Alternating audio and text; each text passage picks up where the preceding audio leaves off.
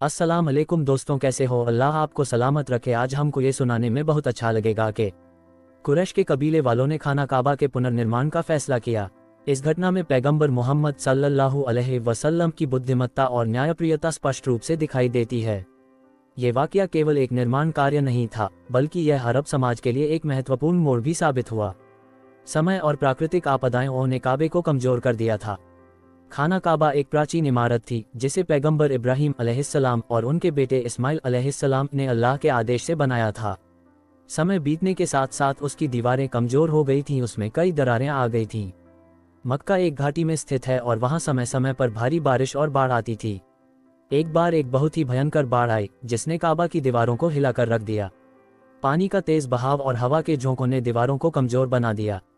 कुछ इतिहासकारों के अनुसार बाढ़ के अलावा काबा में एक बार आग भी लग गई थी, जिससे उसकी संरचना को काफी नुकसान हुआ।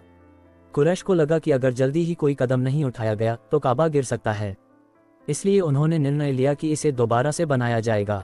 कुरैश के लोगों ने आपस में सलाह मशविरा किया और तय किया कि काबा को फिर से मजबूत नींव के साथ बनाया जाए। लेकिन उन्होंने ये शर्त रखी कि इसके निर्माण के लिए केवल हलाल, साफ और जायज कमाई का ही उपयोग किया जाएगा। इसका मतलब यह था कि जिना, व्यभिचार से कमाया गया धन नहीं लगेगा, सूद, ब्याज की कमाई इस्तेमाल नहीं होगी, लूटपाट या चोरी से आया पैसा नहीं लगाया जाएगा, सिर्फ हलाल और नेक कमाई से ही निर्माण होगा। इस शर्त के कारण कुरैश के पास पर्याप्त धन नहीं था, जिससे वे पूरे काबा को उसकी मूल संरचना में नहीं बना सके। जब कुरैश ने यह तय कर लिया कि वे काबा को दोबारा बनाएंगे तो उनके सामने एक बड़ी समस्या थी। वे ये सोचकर डर रहे थे कि अगर उन्होंने काबा की दीवारों को तोड़ने की कोशिश की तो कहीं उन पर कोई अल्लाह का गजब कहर ना आ जाए। काबा एक बहुत ही पवित्र स्थान था जिसे अरबों ने सदियों से आदर दिया था। वे इसे अल्लाह का घर मानते थे और यह भी मानते थे कि यदि कोई इसे नुकसान पहुंचाएगा तो अल्लाह उसे कड़ी सजा देगा। इस डर के कारण कोई भी व्यक्ति इसकी दीवारों को तोड़ने के लिए तैयार नहीं था।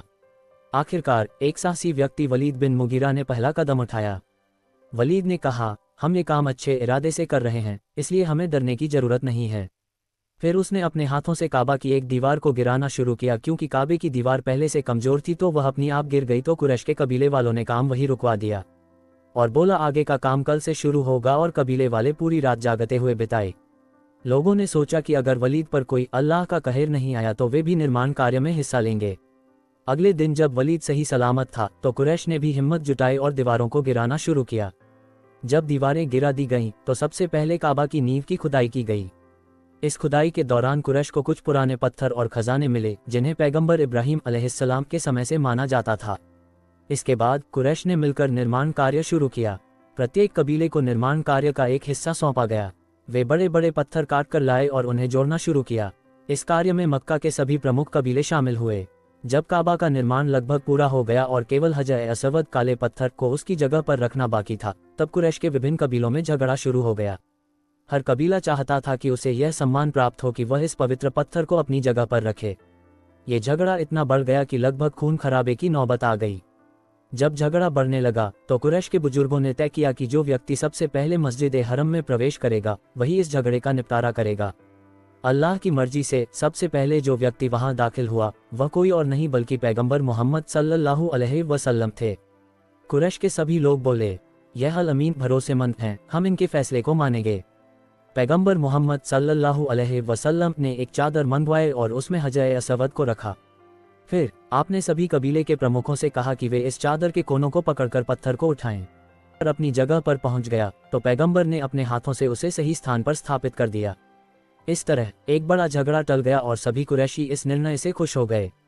कुरैश ने अपनी क्षमता के अनुसार काबा का पुनर्निर्माण किया, लेकिन चूंकि उनके पास सीमित हलाल धन था, वे पूरी इमारत को उसकी मूल स्थिति में नहीं बना सके। हिजर ए इस्माइल काबा का गोलाकार हिस्सा को काबा से बाहर छोड़ दिया गया क्योंकि धन की कमी के कारण वे इसे शामिल नहीं कर सके।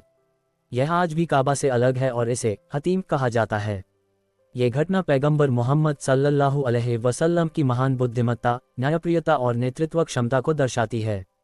इससे पहले भी मक्का के लोग उन्हें अल अमीन भरोसेमंद कहते थे, लेकिन इस घटना ने उनके चरित्र को और अधिक उजागर किया। ये घटना उनकी नबूवत से 5 साल पहले की है, लेकिन इसने दिखा दिया कि वे अल्लाह के सच्चे नबी बनने के योग्य हैं। आप ये वीडियो कैसा लगा कमेंट में जरूर बताएं। अच्छा लगा हो तो लाइक और कमेंट में सुभान अल्लाह जरूर लिखें।